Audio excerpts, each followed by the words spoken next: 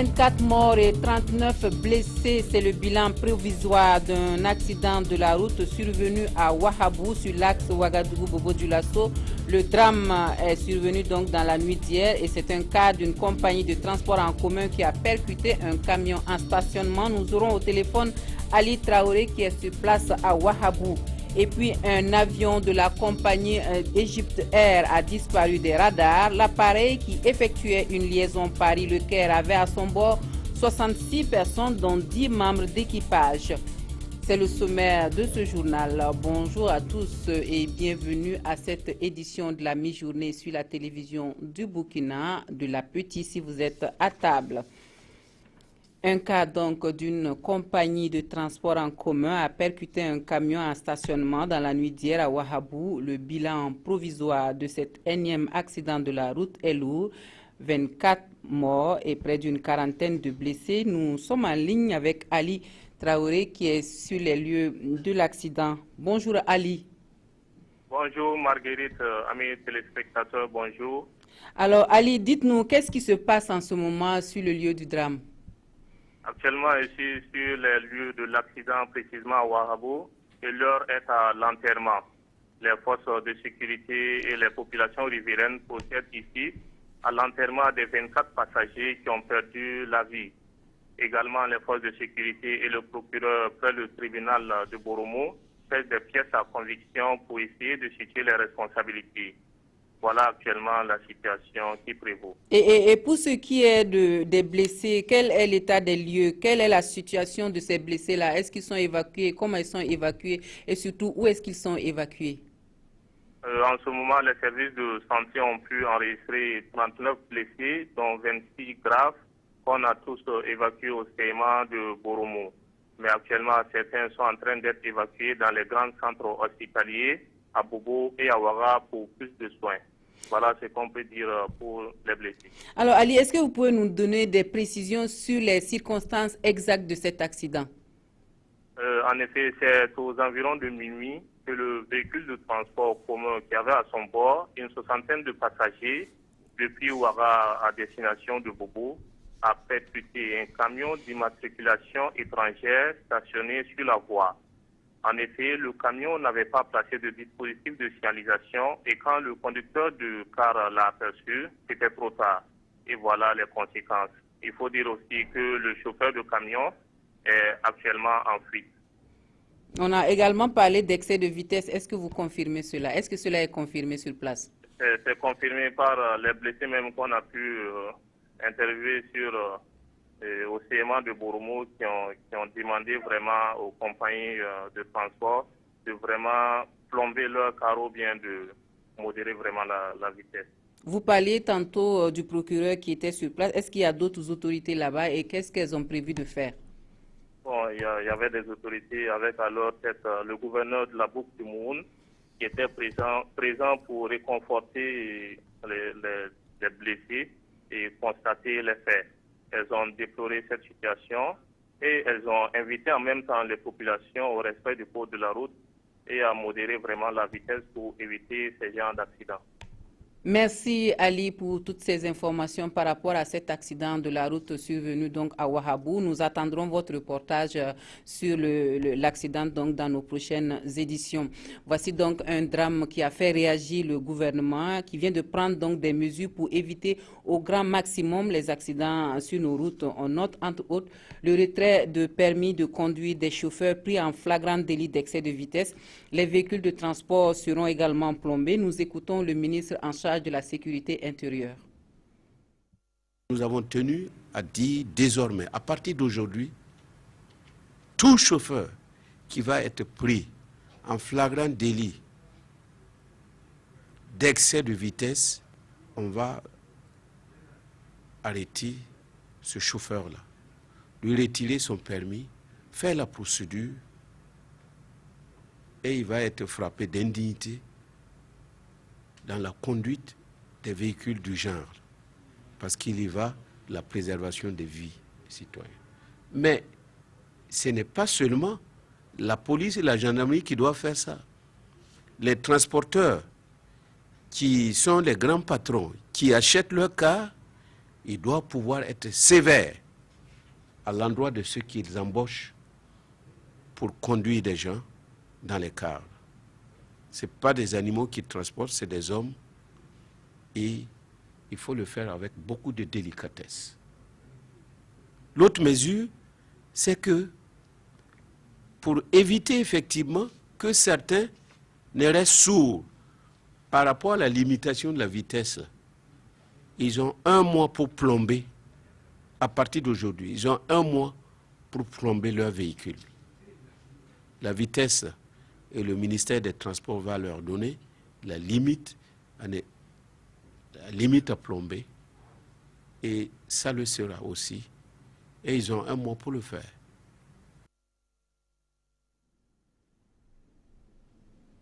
Voilà, Simon Compaoré s'exprimait au micro de Nongba Kouda et Oumou Sissi. Et c'est un triste anniversaire qui est commémoré ce jour 19 mai à l'université Ouaga 1 Joseph Kizerbo, celui de la disparition de Dabo Boukari. L'étudiant de 7e année de médecine a trouvé la mort le 19 mai 1990 dans des conditions non encore élucidées. Les étudiants donnent ce matin de la voix pour exiger vérité et justice pour ce camarade enlevé à l'époque alors qu'il manifestait avec d'autres étudiants pour l'amélioration des conditions d'études. Nous suivons Roger Kam et Nyarki Teda.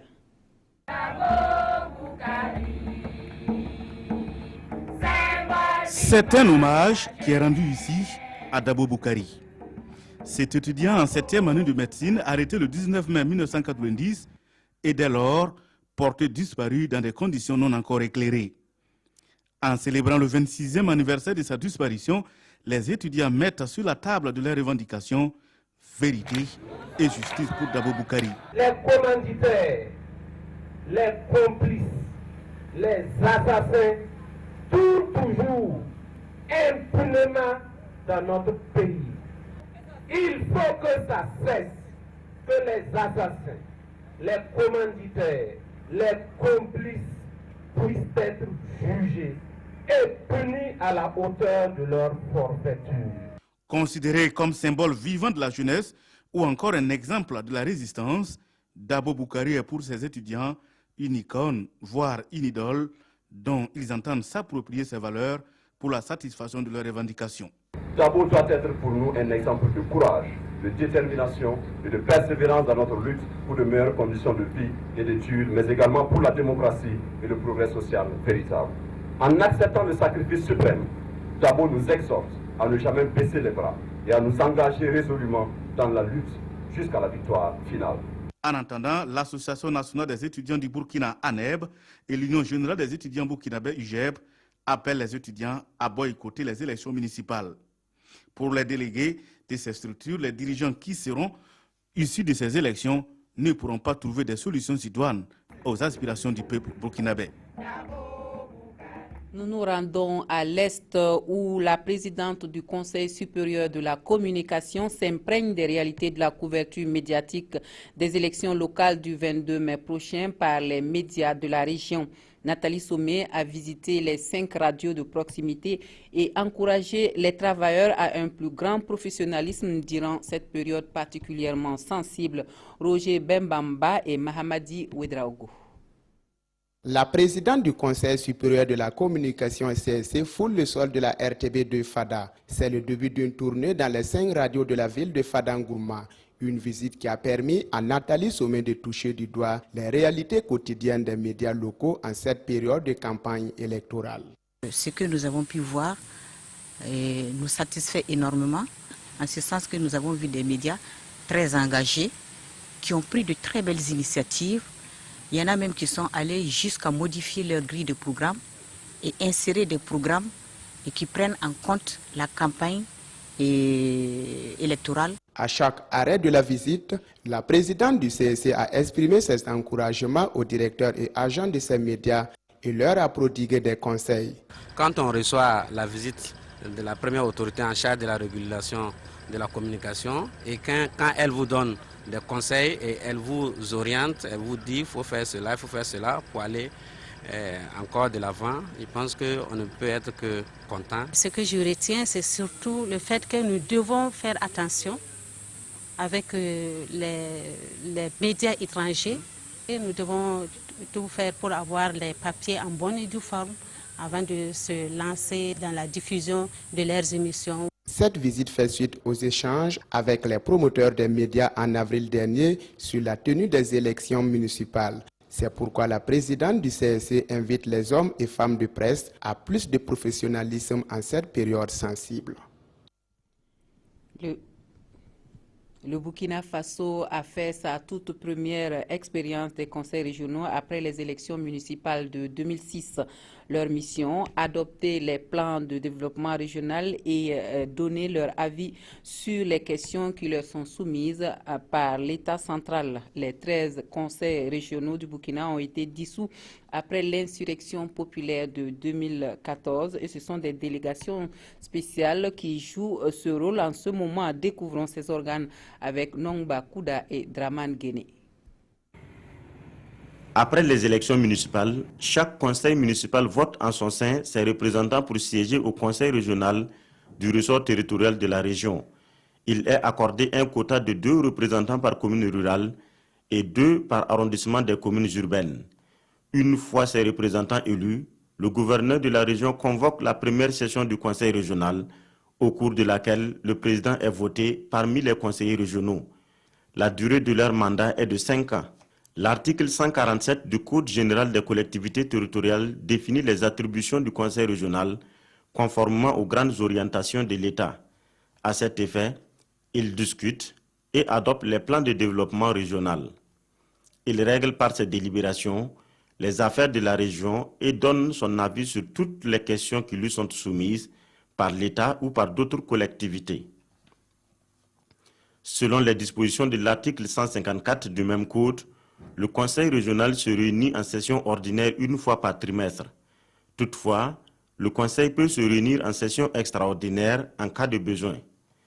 L'article 156 du Code général des collectivités territoriales stipule la durée des sessions ne saurait excéder 5 jours pour les sessions ordinaires et 3 jours pour les sessions extraordinaires. Les frais de session sont fixés selon la mobilisation des recettes de la région. En dehors donc de ces émoluments, les conseillers ne sont pas rémunérés.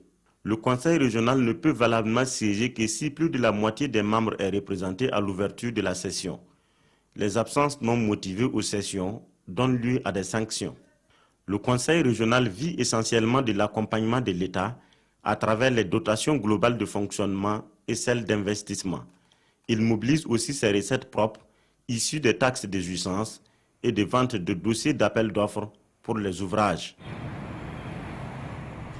Autre point de l'actualité, l'Alliance Face aux eaux, c'est un regroupement d'organisations de la société civile et de médias qui s'engage à veiller au respect des droits humains à l'eau et à l'assainissement. Elle se positionne comme une plateforme de propositions et de plaidoyer en vue d'induire des changements positifs dans l'efficacité de l'action publique qui devrait conduire à l'accès universel et pérenne à l'eau et à l'assainissement. L'Alliance a lancé ses activités le 17 mai dernier à Ouagadougou. Salifou Belem et Ramatou Zida. Connaître les causes liées à la crise de l'eau au Burkina afin de trouver les moyens d'y faire face, c'est le combat que l'Alliance Face aux eaux s'est assigné. L'équipe est forte de 9 organisations de la société civile et 5 médias. Elle s'engage à militer pour les droits humains à l'eau et à l'assainissement au Burkina. Et pour les 5 années à venir, l'Alliance Face aux eaux entend être la voix de ceux qui souffrent de la misère de l'eau.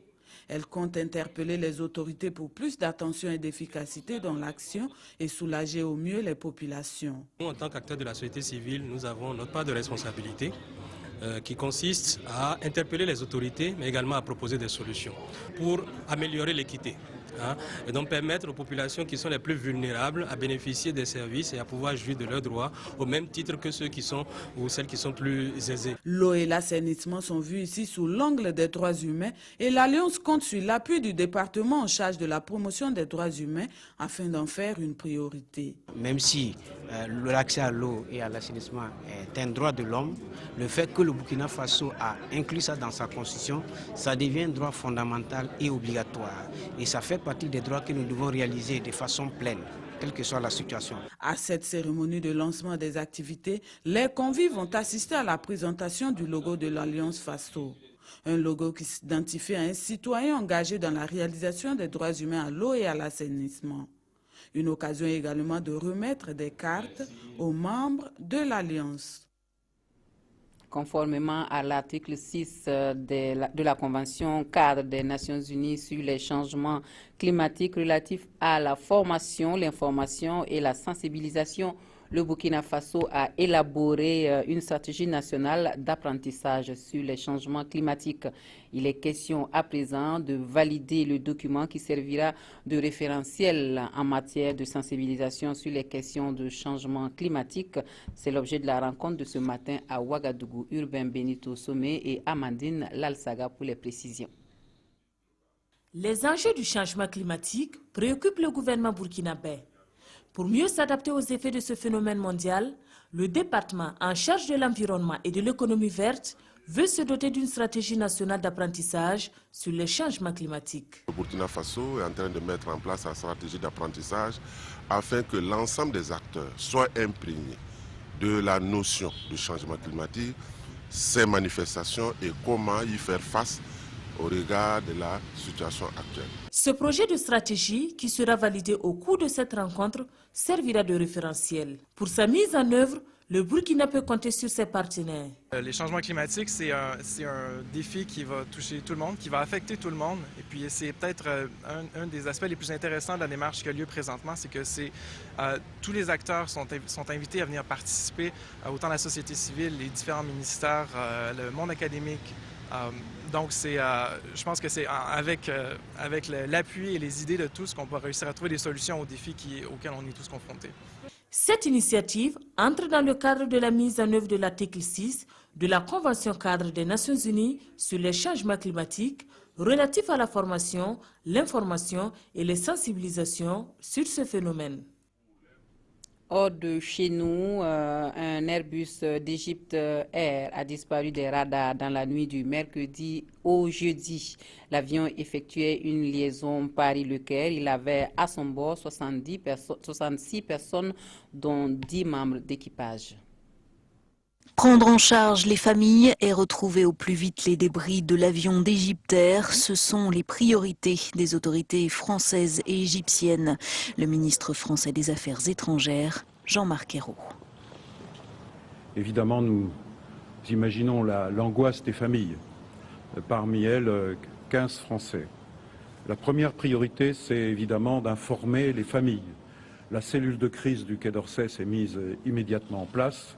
Un numéro unique et accessible. Les familles commencent à appeler et elles sont aussi accueillies dans un hôtel à Roissy.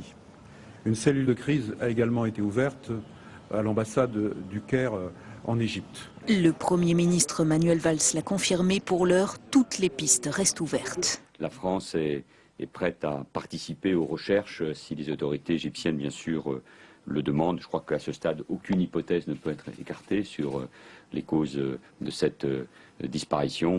Le Premier ministre égyptien s'est lui rendu à l'aéroport du Caire, tandis que les recherches se concentreraient au large de l'île grecque de Carpathos.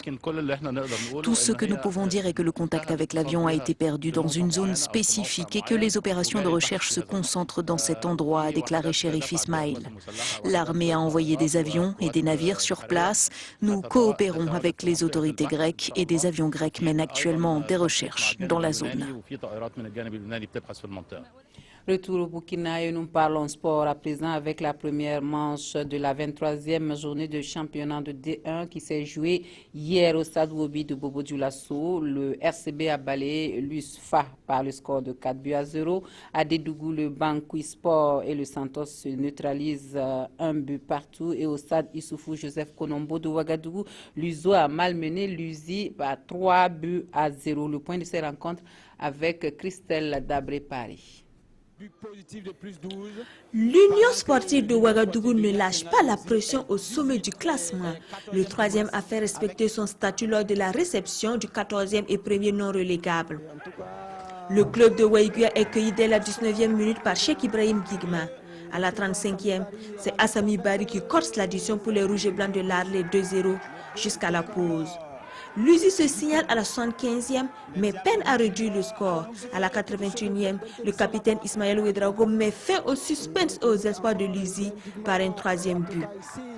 Tout comme à l'aller, l'Union sportive de Yatenga qui finit la partie à 10 croule 3-0 devant l'UISO. Dans la deuxième rencontre, l'étoile filante de Ouagadougou a contraint l'AS Sonabel vers son Seydou Zerbo Krol à sa deuxième défaite de rang grâce à une victoire étriquée d'1-0. C'est sur cette même marque d'1-0 que l'Asfa Yeningue a surpris l'USCO au stade municipal de Bonfora. Les Varans de Dédougou à domicile, après avoir mené, se sont vus rattraper au score par le Santos 1-0 au terme d'un match très mouvementé. Le RCB au stade Wobi a montré qu'il a de l'appétit. Les Tigres de Diaradougou ont dévoré les militaires, privés sur le coup d'armes et de munitions 4-0. Ce vendredi, le faux pas est interdit pour les leaders. Menacés et talonnés de près, le RCK se doit de rassurer devant le PPS de Koudougou. Et on jette un coup d'œil dans les quotidiens de ce jeudi pour refermer ce journal. La campagne pour les élections municipales qui tire vers sa fin retient l'attention des journaux avec le point de presse de la CENI pour un état des lieux du processus électoral. Les parutions d'aujourd'hui ont aussi mentionné l'attaque du poste de police de Koudougou. La revue de presse des quotidiens avec Touboum Evelyne Dabiri. À quelques jours des municipales, la CENI a fait le point du processus électoral aux acteurs politiques, informe l'observateur Palga. Et au menu de cette rencontre, poursuit ce journal, les différentes crises à Zogoré, à Béguédo et Bouroum qui font de ces localités des circonscriptions à haut risque. Ces 3 cas sont assez évocateurs, explique le président de la CENI dans les colonnes du quotidien. Pour ce journal, en ces derniers jours de campagne, toutes les forces doivent être mobilisées pour anticiper sur ces pratiques malsaines aux antipodes du code de bonne conduite signé lors des élections couplées et qui est toujours en vigueur. Pour le quotidien, l'incivisme politique n'a pas sa place au Burkina. Sidoya a conclu à ce propos, évitons les erreurs du passé. Autre fait de violence rapporté par les quotidiens, l'attaque du commissariat de Koutoukou. Aujourd'hui, Ofaso explique que cette attaque est l'œuvre d'individus non encore identifiés qui ont ouvert le feu sur le poste de police de Koutoukou à 135 km de Djibo le mardi 17 mai, créant une panique généralisée dans ce village burkinabé près de la frontière malienne. Bilan, 2 policiers blessés et de nombreux dégâts matériels, explique le pays qui précise que les douilles ramassées sur les lieux proviennent des armes de guerre. Kalachnikov, fusil mitrailleur et pistolet automatique 9 mm.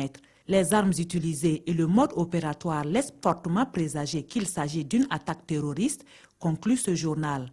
Et à lire dans Aujourd'hui au Faso, les différentes attaques dont le Burkina a été victime courant 2015 et en 2016.